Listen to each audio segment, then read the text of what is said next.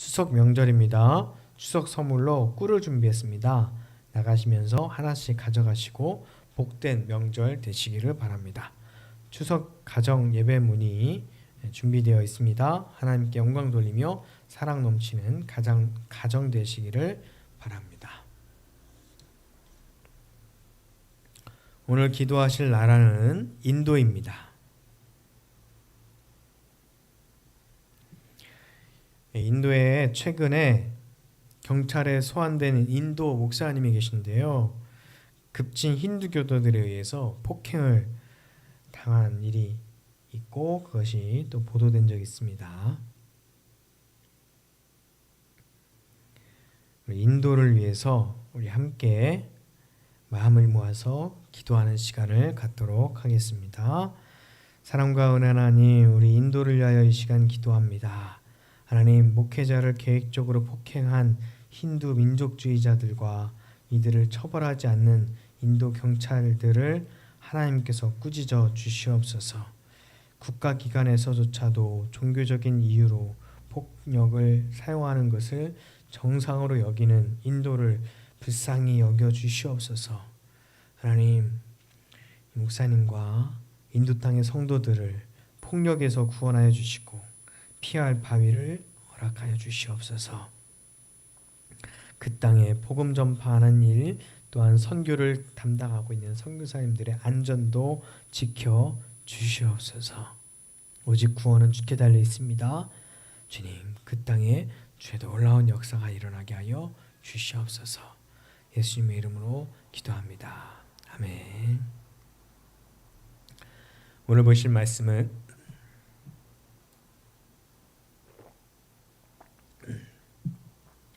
마가복음 9장 30절에서 37절입니다.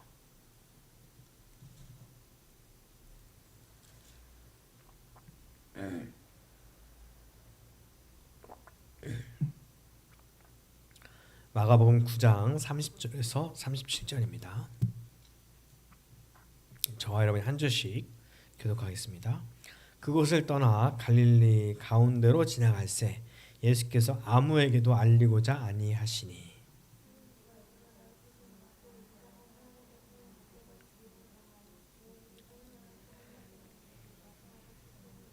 그러나 제자들이 이 말씀을 깨닫지 못하고 묻기도 두려워하더라.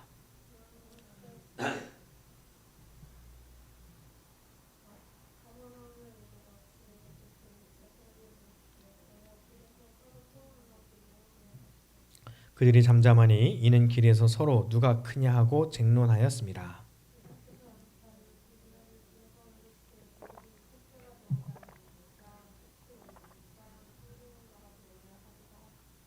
어린아이 하나를 데려다가 그들 가운데 세우시고 안으시며 제자들에게 이르시되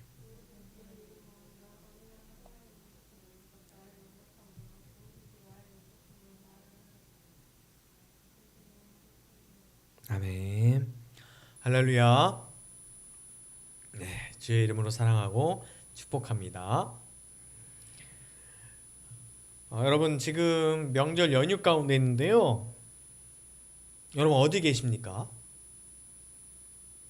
춘천에 계신 분도 계실 거고, 서울에 계시는 분도 계실 거고, 당진에 계시는 분도 계실 거고요. 도로 위에 계신 분도 계실 거고요.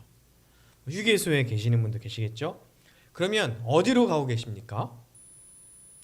고향에 가고 계십니까? 아니면 일하러 가고 계십니까?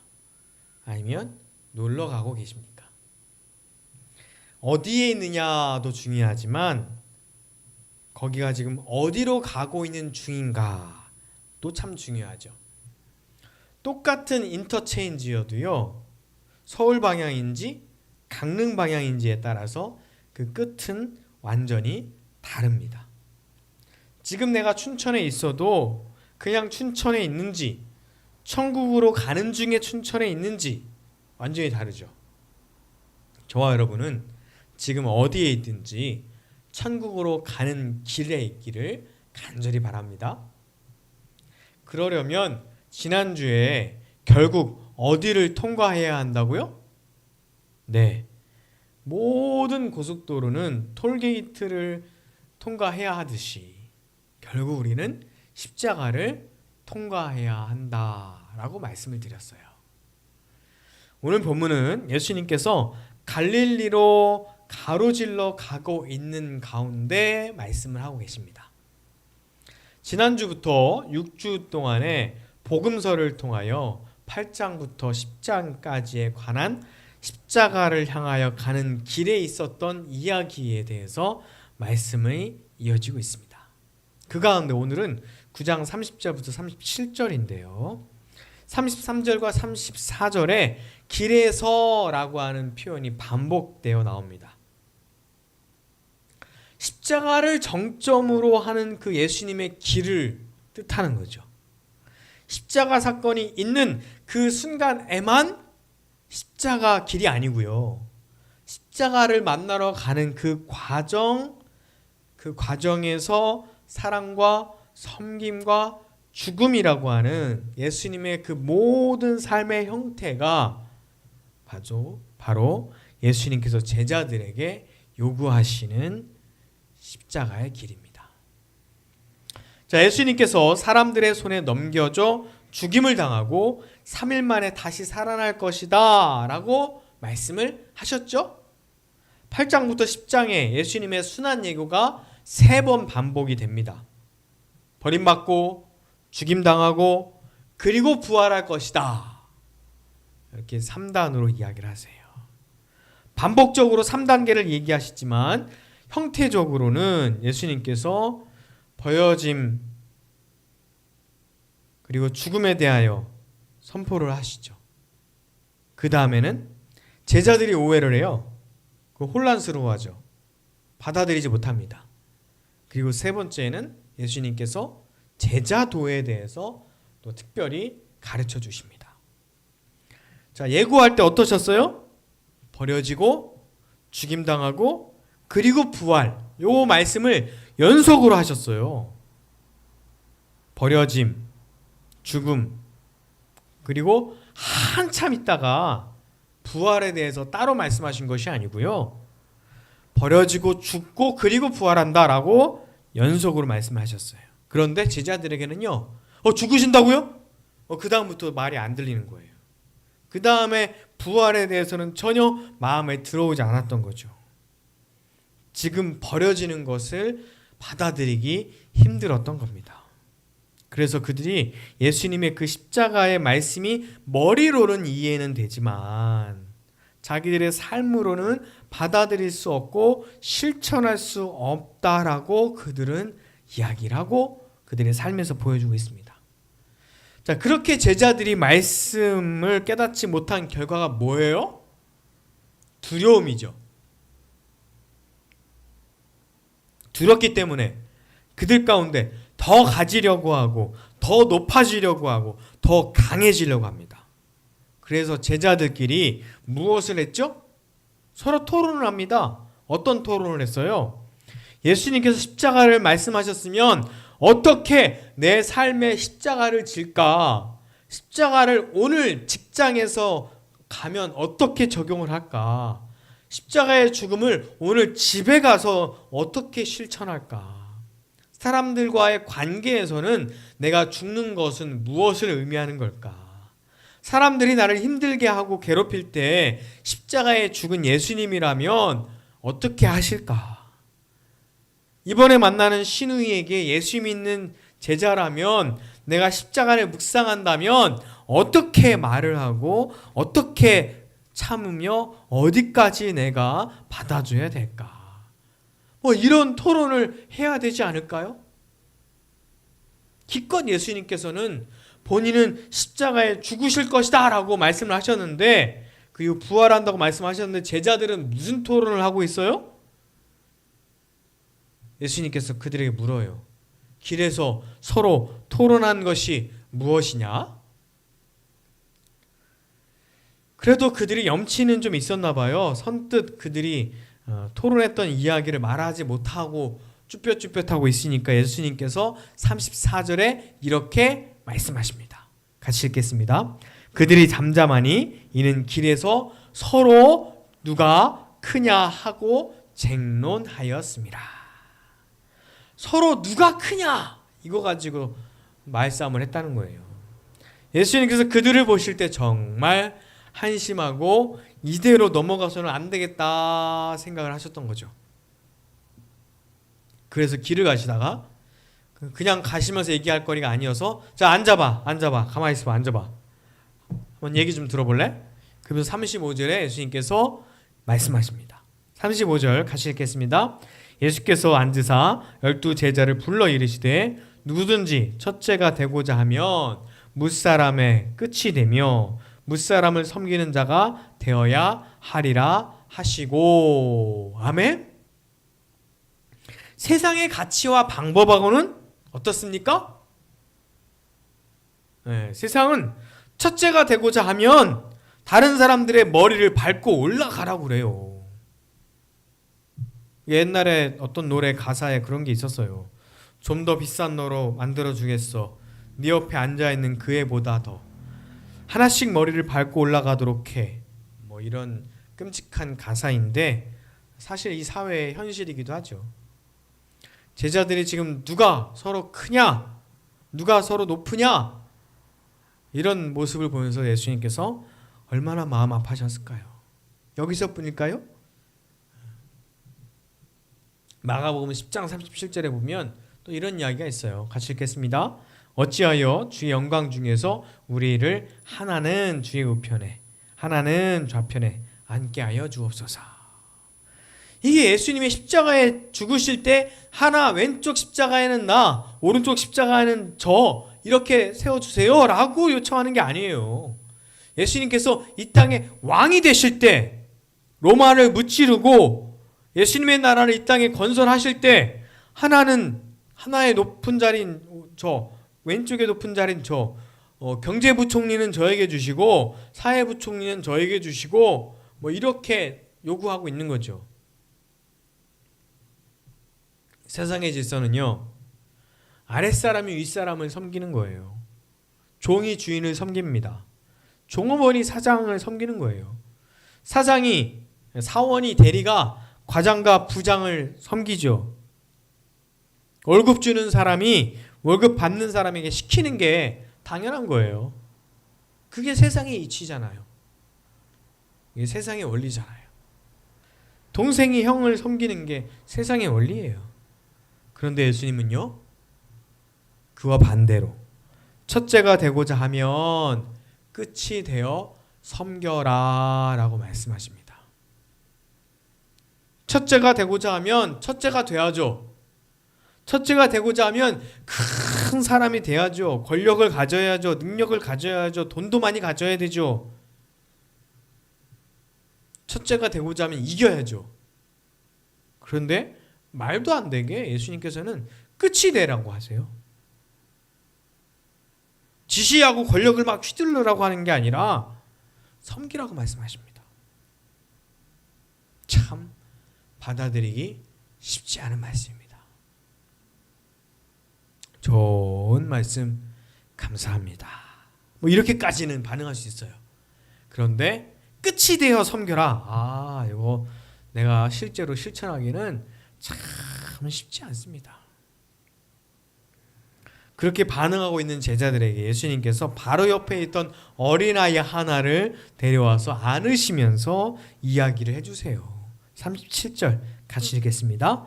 누구든지 내 이름으로 이런 어린아이 하나를 영접하면 곧 나를 영접함이요. 누구든지 나를 영접하면 나를 영접함이 아니요 나를 보내신 이를 영접함이라. 아멘. 요즘이야 아이의 인권이 많이 향상됐죠. 아이의 소중함이 많이 커졌습니다. 그런데 이 말씀을 하실 당시만 해도 아이의 존재는 정말 하찮은 존재였어요. 왜냐하면 노동력이 별로 없거든요. 어떤 주장을 하거나 상을 받거나 보상을 요구할 만한 권리가 없어요. 요즘도 투표할 권리는 없잖아요. 요즘도 어린아이가 은행에 가서 대출해달라고 하면 대출 안 해주죠. 왜죠? 그 아이가 갚을 만한 능력이 없기 때문이에요. 여러분, 아이가 어릴 때 여기저기 데리고 다니면서 구경도 시켜주고 선물도 주고 그러면 물론 그 아이가 그런 받은 사랑으로 인해서 정서적으로 좋아지고 사랑받는 아이가 되는 건 맞지만 잘 기억을 못해요. 누가 어떤 선물을 줬는지, 어렸을 때 어디를 데려갔는지 잘 기억을 못합니다. 어른 중에 은혜를 아는 성품을 가진 사람들은 은혜를 갚기도 하죠. 근데 어린 아이들은 갚을 능력이 없다니까요. 기억도 못하고요. 핵심은 여러분 어린아이는요, 능력도 없고 기억도 없고 섬기고 사랑했을 때 그 섬김에 대한 보상을 전혀 기대할 수 없는 대상이다 라고 하는 겁니다. 그런 어린아이를 영접하라고 말씀하세요. 섬김의 보상을 받을 수 없는 사람을 영접하고 받아들이고 섬겨라 라고 말씀하십니다. 이것이 예수님의 말씀이며 십자가의 길입니다. 여러분, 대선 후보들이 왜 그렇게 싸우죠? 왜 그렇게 비난하고요? 서로 높아지려고 하기 때문이에요. 감리교는 왜 2년마다 싸우죠? 지방회와 연회는 왜 그렇게 싸우죠? 서로 높아지고 그 한 자리를 차지하기 위해서예요. 왜 교회는 싸울까요? 내 이름으로 내 뜻을 높이려고 하기 때문입니다. 부부는 왜 그렇게 싸우죠? 서로 사랑해서 그러는데 주위에서 이상한 코치 하잖아요. 초장에 잡아야 돼. 이런 거. 우습게 보이면 안 돼. 아니 집안에서 1등 하려고 결혼했어요? 사랑하니까 결혼했는데. 자기 주장 내세우고 내 맘대로 하려고 하다 보니까 싸우고, 또 높아지려고 하다 보니까 싸우고, 손해보기 싫어서 싸우고, 재산의 손해, 지위의 손해, 혹은 감정의 손해, 그 어떤 손해든지 내가 침해당하는 게 싫어서 자기 뜻대로 하다 보면 싸우게 되는 겁니다. 형님 먼저, 아우 먼저 이러면 싸울 일 없잖아요. 내 뜻대로가 아니라 네 뜻대로 해도 괜찮아. 그러면 싸울 일이 없죠. 사랑하는 성도 여러분, 높아지려고 하면 싸울 수밖에 없습니다. 그런데 서로 섬기다 보면 화평할 수밖에 없어요. 그렇게 어떻게 가능하죠? 먼저 믿고 십자가의 길을 가는 사람이 예수님의 말씀대로 어린아이 하나를 영접하듯이 전혀 보상을 기대하지 않는다면 가능하죠. 그렇게 십자가를 통해서 어린아이를 섬기면 예수님을 영접하는 것이 곧 하나님을 영접하는 것이고, 그것이 바로 화평을 이루는 길이다라고 말씀하고 계십니다. 진짜 놀라운 말씀 아닙니까? 하나님 하면 정말 위대하시고 높으시고 우주보다 크신 존재인데, 그런 큰 존재를 힘없고 능력 없고 갚을 능력이 없는 작은 존재를 섬기면 그 섬김을 통해서 하나님을 만날 수 있고 하나님을 영접할 수 있다라고 말씀하잖아요. 십자가의 능력이 아니고는 있을 수 없는 이야기입니다. 세상에 이치하는 완전히 다른 이야기죠. 우리 마태복음 25장 40절 함께 읽겠습니다. 임금이 대답하여 이르시되 내가 진실로 너희에게 이르노니 너희가 여기 내 형제 중에 지극히 작은 자 하나에게 한 것이 곧 내게 한 것이니라 하시고. 아멘. 사랑하는 성도 여러분, 여러 만남을 갖고 관계를 하며 삽니다.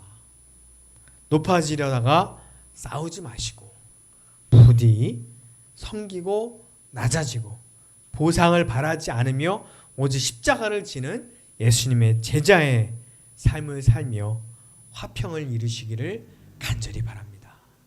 그래서 어디에 누구와 있든 여러분이 가는 곳이라면 그곳에 화평을 이루고 서로 사랑하는 그런 천국을 이루는 저와 여러분 되기를 주의 이름으로 축원합니다.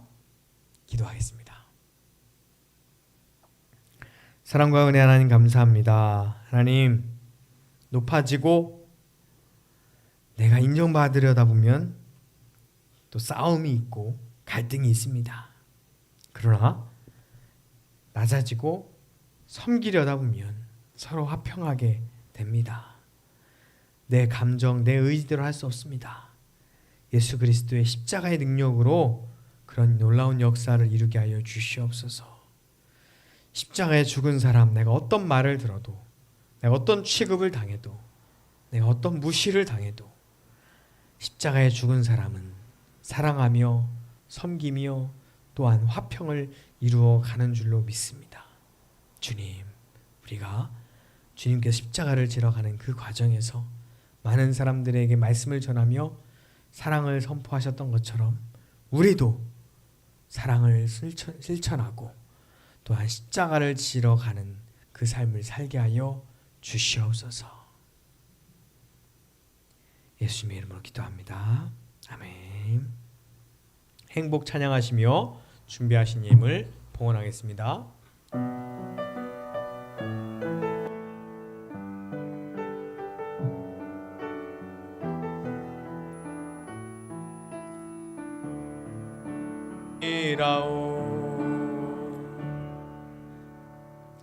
기도하겠습니다.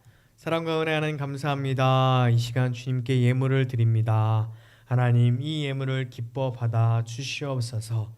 하나님, 이 예물을 주님께 드리는 가운데 우리가 수고하고 땀 흘린 모든 것들을 하나님께서 기뻐 받아 주시옵소서.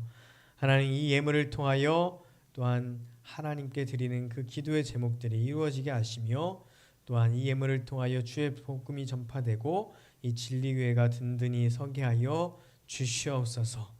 하나님, 예물을 드린 그 손길들과 성도들이 가는 그 모든 곳에 주님의 사랑과 화평이 이루어지게 하여 주시옵소서.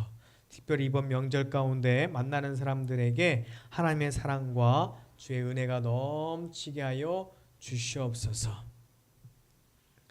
이제는 우리 주 예수 그리스도의 은혜와 하나님의 크신 사랑과 성령의 함께 하심이 오늘 예배를 드리는 모든 사람들에게 이제부터 영원토록 함께 하시기를 간절히 축원하옵나이다. 아멘.